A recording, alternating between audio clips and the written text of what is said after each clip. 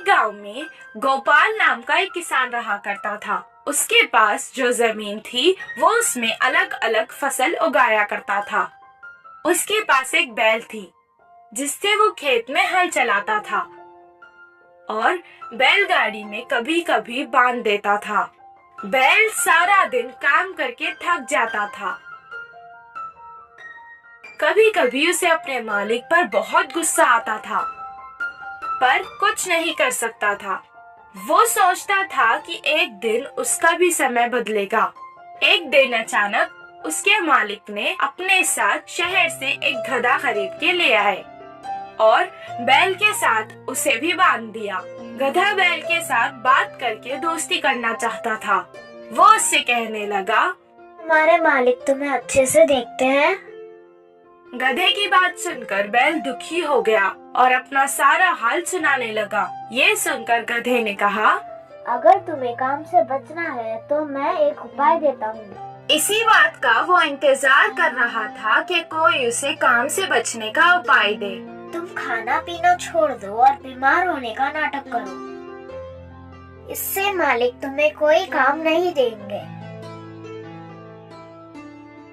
गधे की सलाह सुनकर अगले दिन से वो बैल वैसे ही करने लगा। ना खा रहा था, ना पी रहा था, ना ही खड़ सकने का नाटक कर रहा था। उसे बीमार देखकर किसान उसे छोड़कर अकेला ही खेत चला गया। वो वैसे ही सारा दिन तक बीमार होने का नाटक कर रहा था।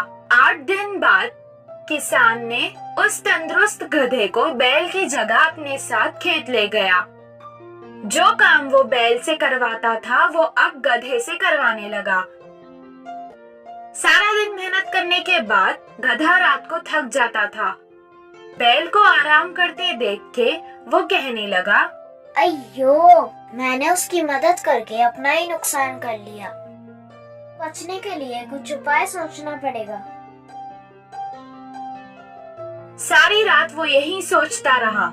सुबह जब वो बैल के पास गया तो उससे कहने लगा कि तुम्हें देखकर मुझे बहुत अफसोस हो रहा है। तुमसे आजकल कुछ काम नहीं होने के कारण तुम हमारे मालिक पर बोझ बनते जा रहे हो। मैंने कल मालिक को बात करते सुना था कि वो तुम्हें अब पशुशाला बेच रहे हैं।